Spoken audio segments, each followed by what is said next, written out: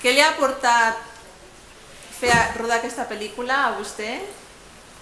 Doncs a mi 100 metres m'ha portat moltes coses bones. M'ha portat sobretot conèixer gent fantàstica, com els actors, a tota la gent que m'ha ajudat a fer la pel·li, i sobretot conèixer gent com el Ramon Arroyo i tot el món de la investigació sobre l'esclerosi múltiple, les associacions de pacients i metges, i ha sigut un viatge molt bonic i molt emocionant. També he conegut el món de l'Ironman, que no coneixia, i vaja, moltes emocions, perquè la pel·lícula s'està veient en tot el món i cada dia rebem missatges de gent que li agrada, i sobretot el millor de tot és gent que ha vist la pel·li, que és pacient de la malaltia i que ha vist la pel·li i que ens diu que la pel·lícula no només reflecteix bé la malaltia, sinó que els ha ajudat en la seva vida a ser més optimistes.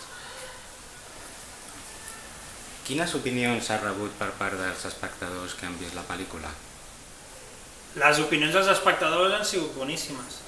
Vaja, jo no esperava una recepció tan bona dels espectadors, que els espectadors són els únics que importen.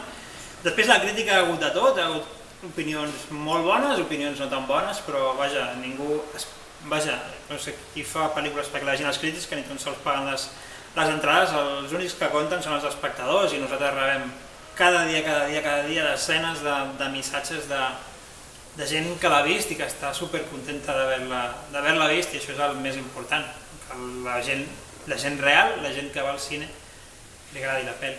Per ells treballem. La pel·lícula està basada en la història de Manel Arroyo.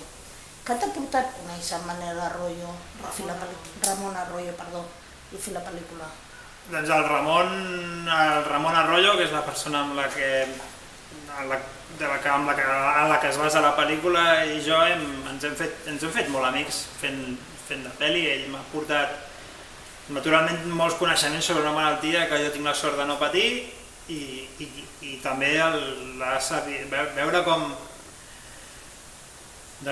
malgrat la vida et pot donar una mala notícia o jugar-te una mala passada, veure com es pot tirar endavant, i això és el millor exemple que m'ha donat el Ramon. Me n'ha donat molts, però aquesta, veure com realment algú li detecten una malaltia degenerativa, incurable, i s'ho pren, vaja, no diré que s'ho pren amb alegria, però viu amb ella, i vaja, ha fet una pel·li sobre això, i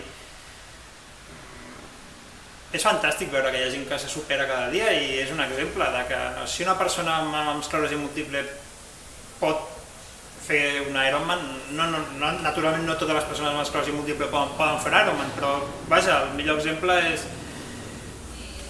un gran exemple del Ramon per veure que es pot trobar objectius, que fer un Ironman a mi em sembla una bogeria, però que podem trobar objectius petits i lluitar per ells. I ell va decidir fer un Ironman, fantàstic.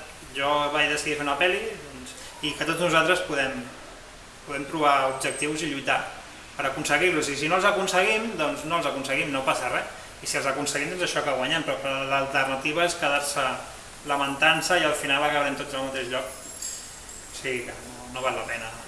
S'ha de lluitar, i això és el que a mi m'ha ensenyat el Ramon. Doncs moltes gràcies a Marcel Barrena per dedicar-nos aquests minutets, i molta sort pels futurs projectes. La necessitaré. Moltes gràcies a vosaltres. Gràcies.